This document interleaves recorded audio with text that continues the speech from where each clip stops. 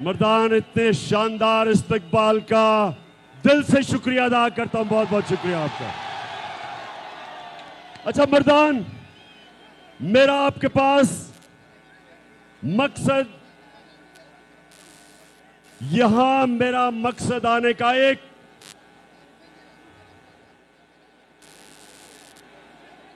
कि आप सबको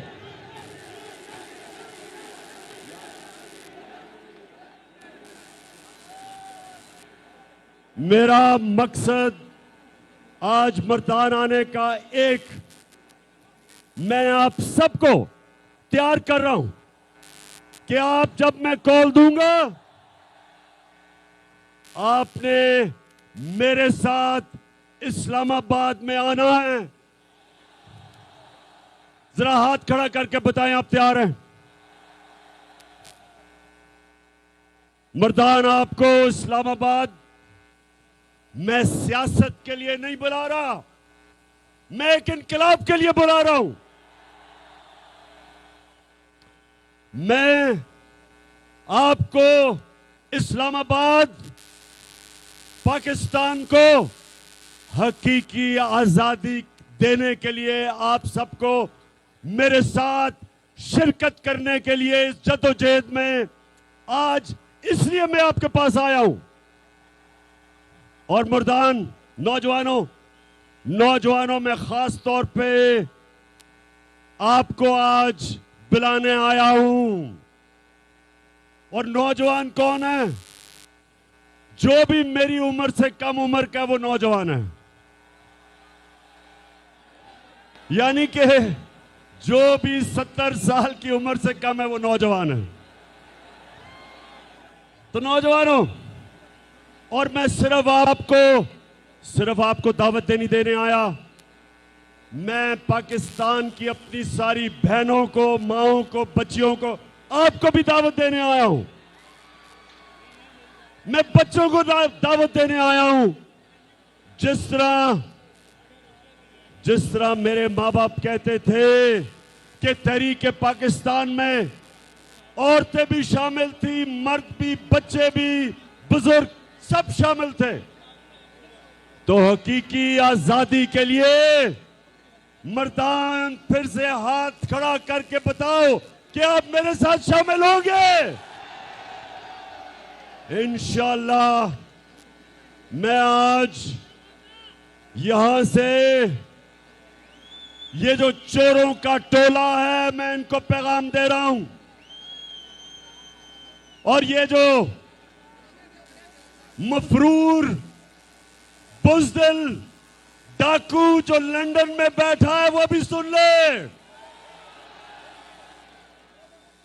सजा याफ्ता मफरूर और इस मुल्क का डाकू, तुमने इस मुल्क के फैसले नहीं करने। इसकी कौम, हमारी अवाम फैसला करेगी कि पाकिस्तान की क़यादत कौन करेगा।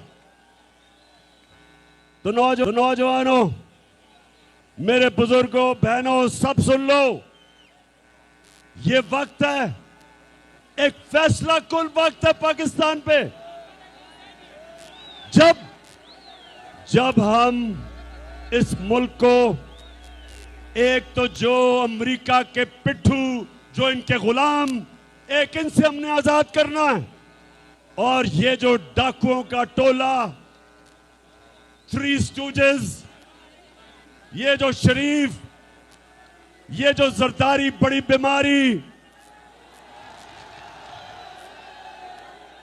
और मर्दान के लोगों, वो तीसरा कौन है इनके साथ?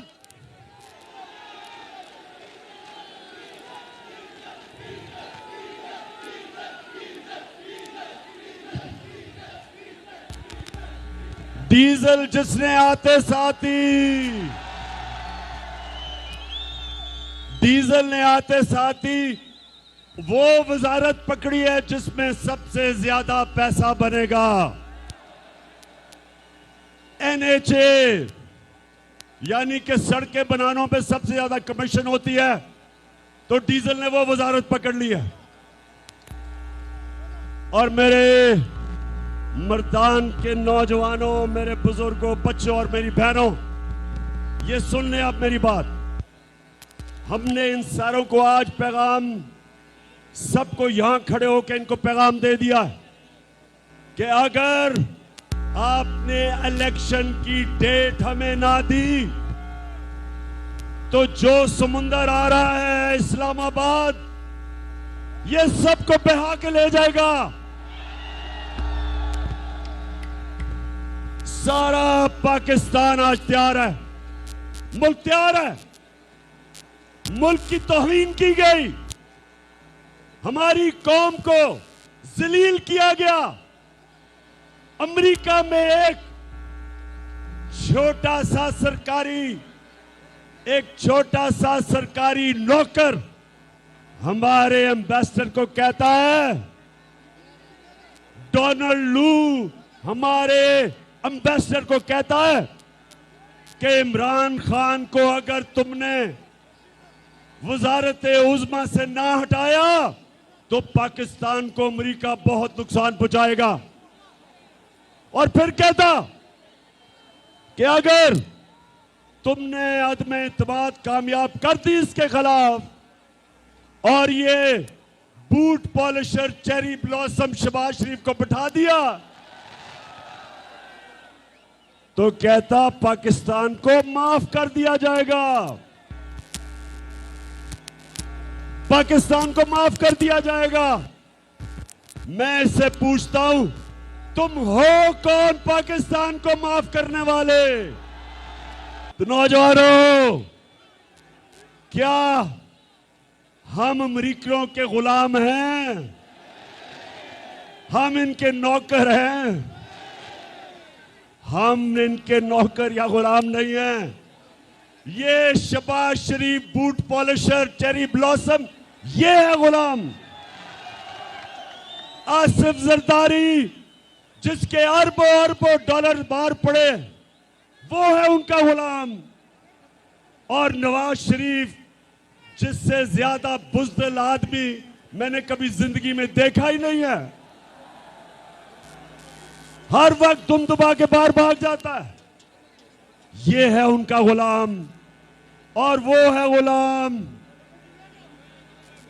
मौलाना डीजल। खैर मौलाना नहीं उसे कहना चाहिए, डीजल कह रहा हूं मैं। मौलानों की मैं बड़ी इज्जत करता हूं, मैं अपने दीनी उलमा की इज्जत करता हूं, इसको मैं कह ही नहीं सकता मौलाना, क्योंकि ये डीजल के परमिट पे बिकने वाला है।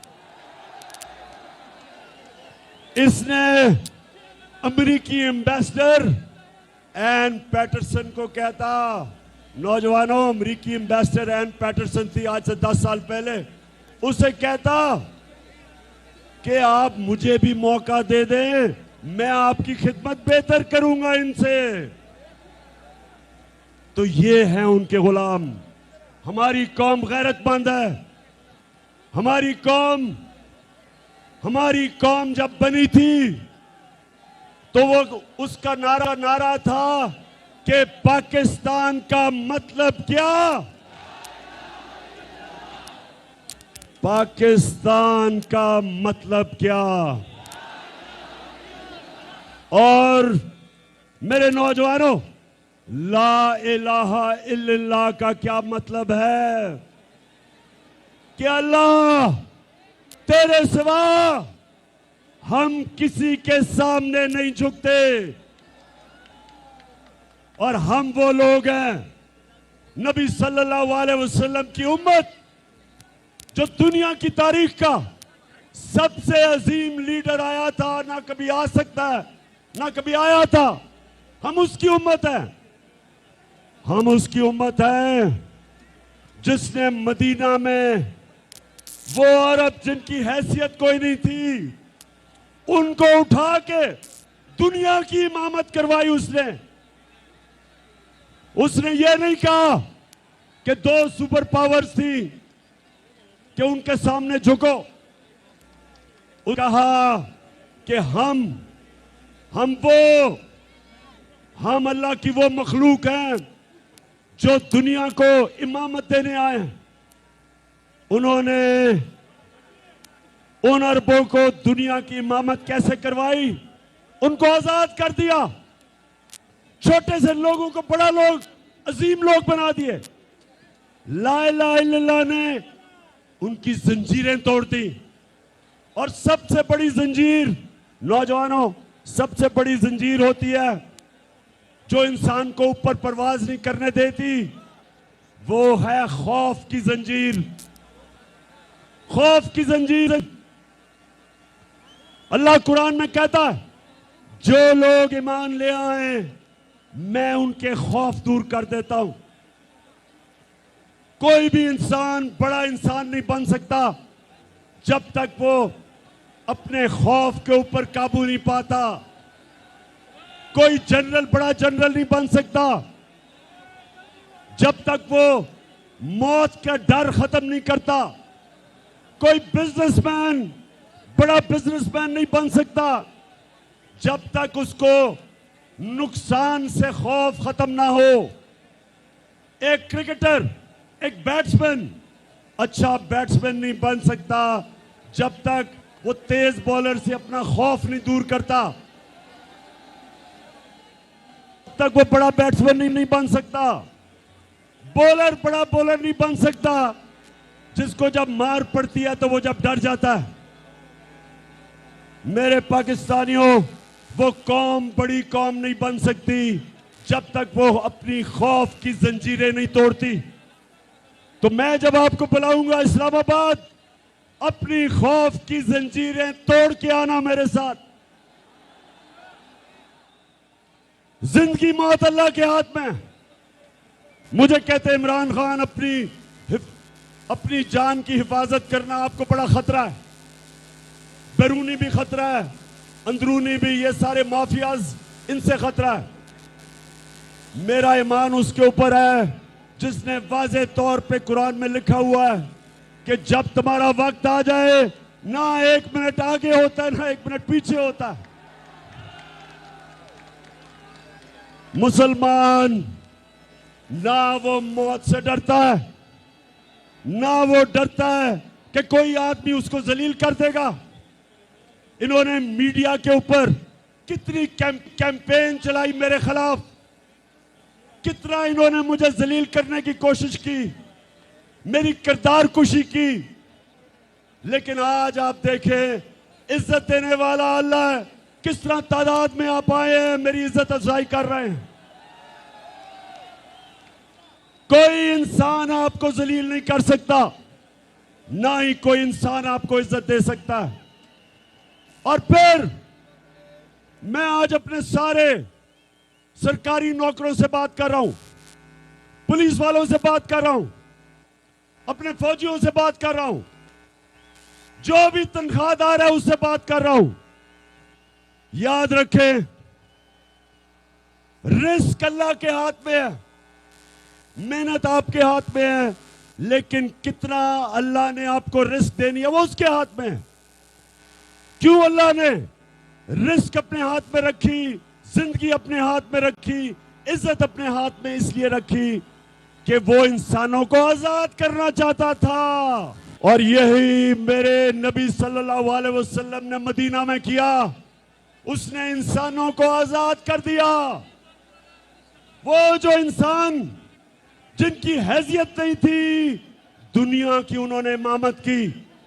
मौलाना रूमी कहता है, नौजवानों ये मैं आपके लिए कह रहा हूं, मौलाना रूमी कहता है कि जब अल्लाह ने आपको पर दिए, जब अल्लाह ने आपको पर दिए उड़ने के लिए, तो क्यों जमीन पे चूंटियों की तरह रेंग रहे हो?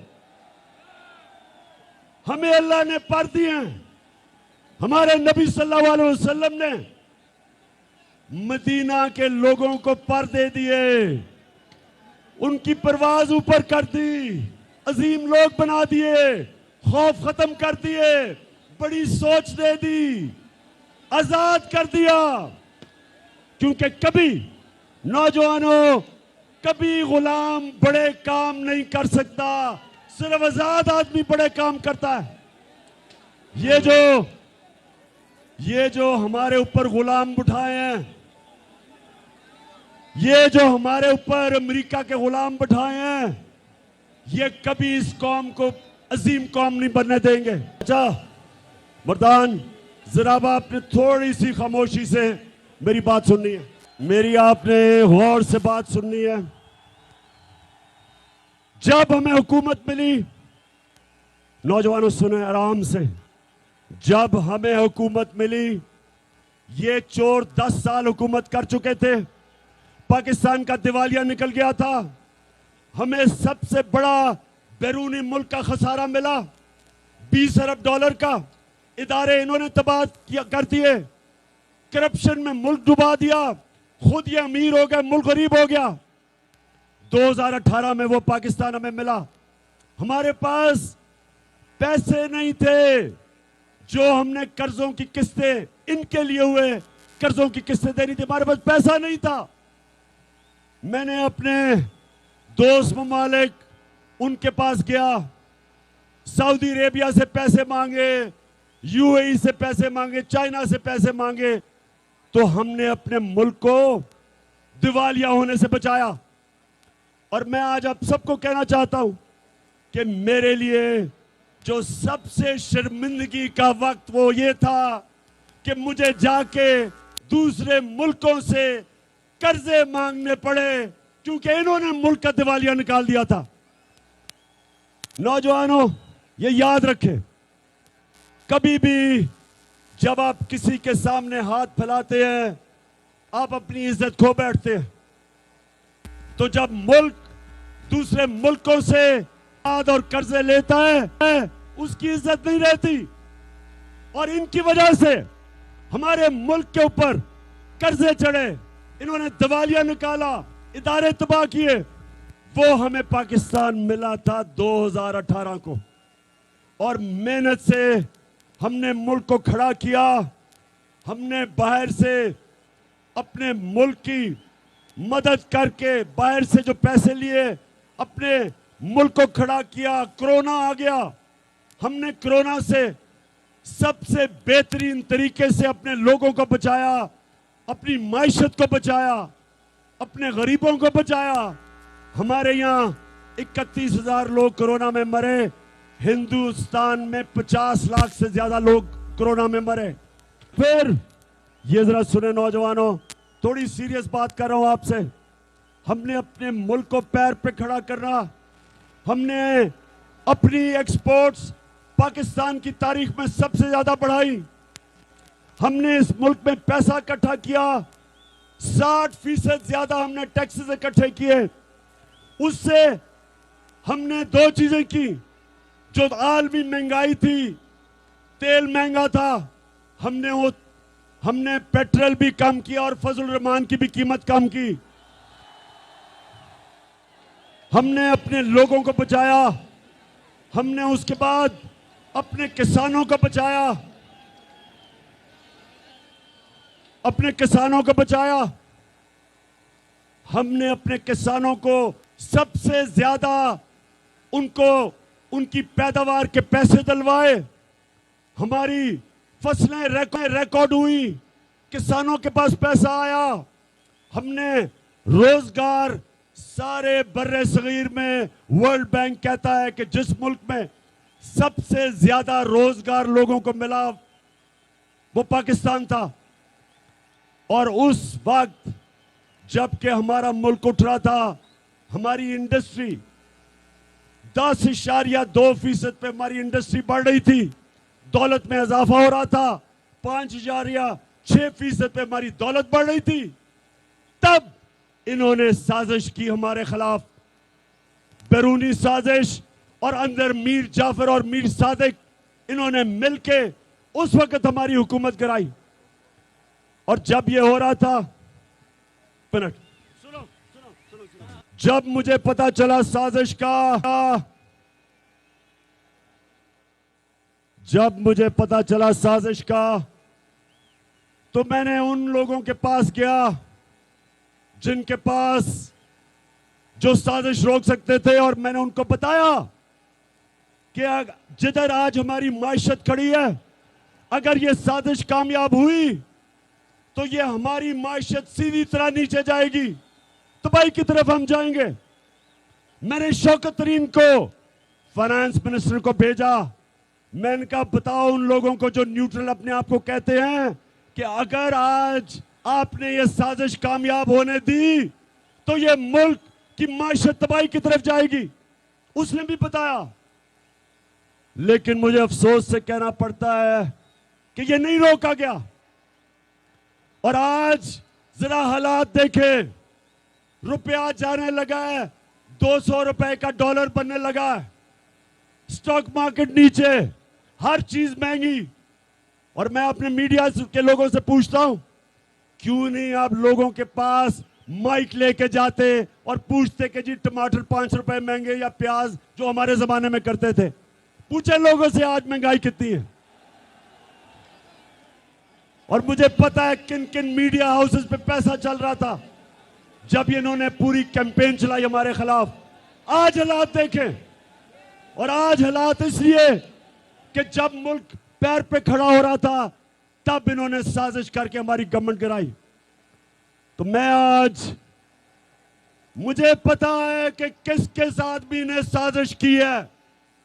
एक एक साजिशी मीर जाफर की शक्ल मेरे दिल के ऊपर लिखी हुई है कि किन्होंने इस मुल्क को साजिश करवाई। मैं सुप्रीम कोर्ट के चीफ जस्टिस से कहना चाहता हूं कि प्रेसिडेंट साहब ने जो आपको खत लिखा है, एक कमीशन बैठाएं और पूछें कि हमारे मुल्क से किसने यह गद्दारी की है, और पूरी तरह ओपन कोर्ट में हेयरिंग करवाएं ताकि सारी कौम को पता चले कि ये मीर जाफर और मीर सादिक जिन्होंने किन के साथ मिलकर आज इस मुल्क को यहां खड़ा किया। और आज इस हुकूमत के पास कौन सा रास्ता है? आज इनके पास सिर्फ एक रास्ता है। अब ये अमेरिकनों के पास जाएंगे, वो बिलावल अभी जाएगा अमेरिका, और याद रखें ये वो बिलावल है जिसकी अमेरिका के जो सिक्योरिटी एजेंसीज उन्होंने इसका टेलीफोन रिकॉर्ड किया। ये जब इसकी वालदा इसको बताई कि किधर किधर बैरूनी मुल्कों में तुम्हारे पैसे पड़े हुए हैं, उनको सब कुछ पता है कि किसके पास पैसे पड़े हैं, किधर पड़े हैं। ये कभी उनके सामने अपने मुल्क की मफादात की बात नहीं करेंगे। और ये जब वहां जाएगा, ये सिर्फ एक चीज मांगेगा कि हमारी मदद कर दे, हमें पैसे दे दे, क्योंकि नहीं तो इमरान खान वापस आ जाएगा।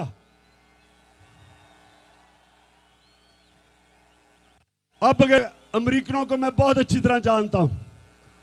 अमेरिकन एक चीज कहते हैं, there is no free lunch, यानी कि मतलब ये कि जो भी हम तुम्हारी इमदाद करेंगे उसकी एक कीमत होगी। और कीमत क्या होगी पाकिस्तानियों? कीमत आपकी आजादी होगी। वो आपसे फिर वो कहेंगे कि हमें बेसिस चाहिए। वो जिस तरह हमने उनकी जंग में शिरकत करके, और पख्तूनख्वा के लोगों को तो पता है कि किस तरह तबाही मची थी पख्तूनख्वा में जब उनकी जंग में शिरकत की थी।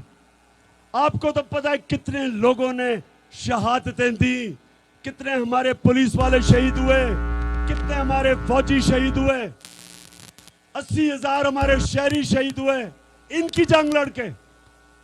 इसी तरह वो कहेंगे हमें बेसिस दो, वो फिर आगे हमें किसी और की अपनी जंग में शामिल करेंगे। और इसलिए मेरे पाकिस्तानियों, हमने अपनी हकीकी आजादी की जद्दोजहद को कामयाब करना है, क्योंकि हम किसी की गुलामी नहीं करने के लिए तैयार। इनकी जरूरत नहीं होगी कि अमेरिकनों को कहें कि जनाब हमें रूस से 30% कम कीमत पे तेल मिल रहा था, यानी कि हम पेट्रोल और फजल रहमान को 30% कम आपको बेच सकते थे, और 30% कम हमें गंदम मिल रही थी अमेरिकनों से, रूसियों से। इसलिए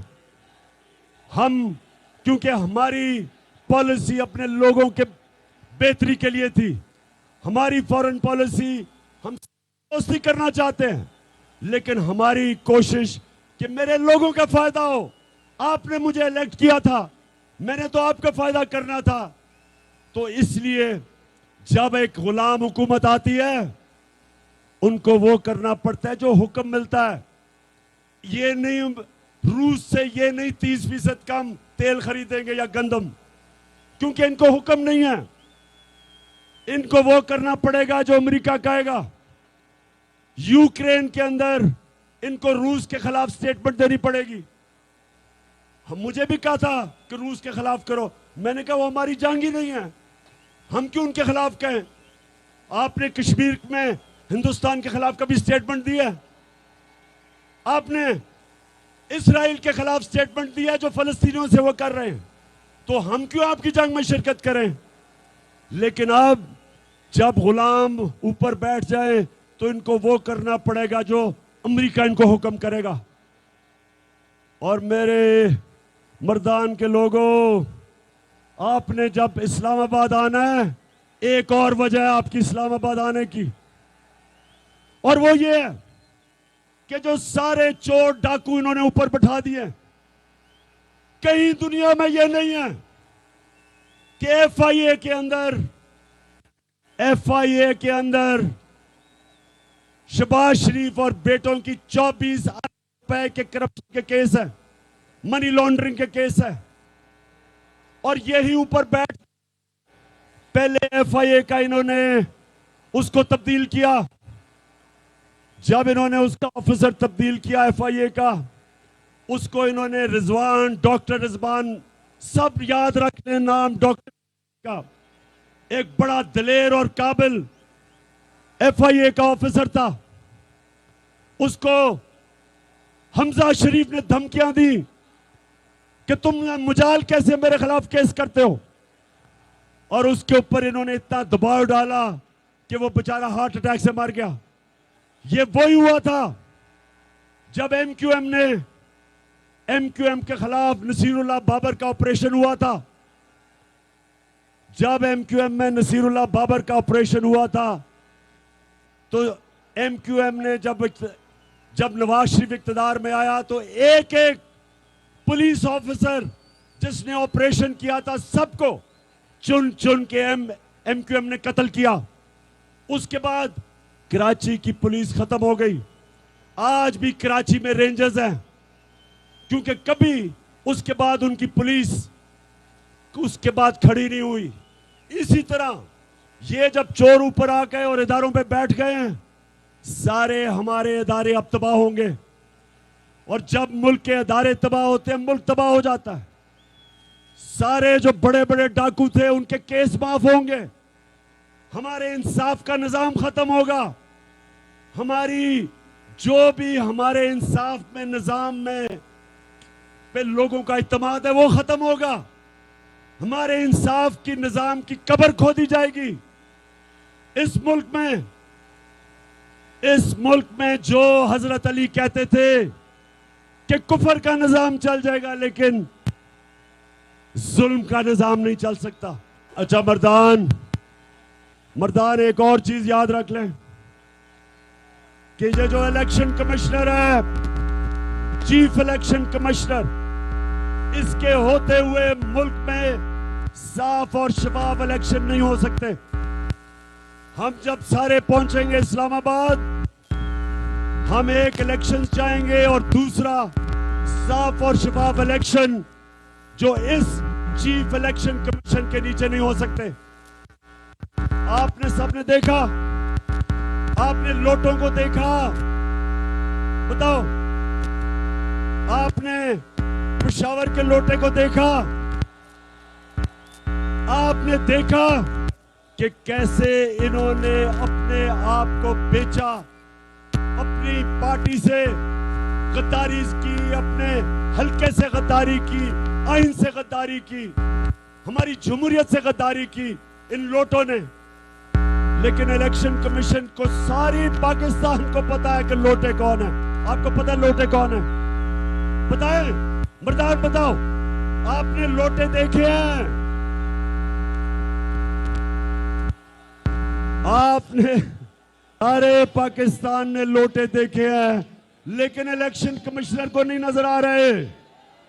वो कानून ढूंढ रहे हैं उनको बचाने के लिए। ये कानूनी मसला नहीं है इलेक्शन कमिश्नर, ये अखलाकियात का मसला है, ये मॉरल वैल्यूज का मसला है, ये मुल्क की फ्यूचर का मसला है। ये हमारे नौजवानों के सामने जब अपने वोट बेचते हैं, जब अपने जमीर बेचते हैं, तो ये हमारे मुल्क की अखलाकियात तबाह करते हैं। और इलेक्शन कमिश्नर, सारी कौम आपकी तरफ देख रही है, और अगर आपने इन लोटों को बचाया तो याद रखें ये कौम आपके इर्द गिर्द भी निकलेगी, आपको भी माफ नहीं करेगी। सबको पता है हमने किन किन ने मिलकर इस मुल्क से गद्दारी की। और आखिर में आखिरी बात करने जा रहा हूं, आखिरी बात। मर्दान फिर से मुझे ये बताओ कि 20 को और 20 के बाद जब मैं कॉल दूंगा तो हाथ खड़ा करके बताओ कि आप इस्लामाबाद पहुंचेंगे। मुझे ये मुखालिफ कहते हैं कि जी बड़ी गर्मी होगी, लोगों को गर्मी होगी, लोग नहीं पहुंचेंगे। अगर मुझे इमरान खान को, अगर 70 साल इमरान खान को गर्मी नहीं लगती तो मेरे नौजवानों को भी गर्मी नहीं लगेगी। नंबर 1 कि हम वो उम्मत हैं नबी सल्लल्लाहु अलैहि वसल्लम की, जो किसी इंसान, किसी सुपर पावर की गुलामी नहीं करता। हमने अपनी हकीकी आजादी के लिए सबसे पहले निकलना है। नंबर 2, ये जो पाकिस्तान के सबसे बड़े डाकू हैं, हमने इनके खिलाफ निकलना है कि हम किसी सूरत इन चोरों और डाकुओं को अपने ऊपर मुसल्लत नहीं होने देंगे। और नंबर 3, हमने इसलिए निकलना है कि हमने अपने मुल्क की अखलाकियात बचानी है। हमने अमर बिल मारूफ पे चलना है। अल्लाह का हुक्म है कि मुसलमान अच्छाई के साथ खड़ा होता है बुराई के खिलाफ, मुसलमान हक पे खड़ा होता है बातिल के खिलाफ, मुसलमान सच पे खड़ा होता है झूठ के खिलाफ, मुसलमान चोरों के खिलाफ खड़ा होता है, चोरों के खिलाफ जहाद लड़ता है और अच्छाई के साथ खड़ा होता है। इसलिए हमने निकलना है इस मुल्क की अखलाकियात बचाने के लिए। हमने अपने मुल्क को सबने मिलके वो मुल्क बनाना है जो इसको बनना चाहिए था 1947 में। हम वो पाकिस्तान चाहते हैं जो इलामा इकबाल की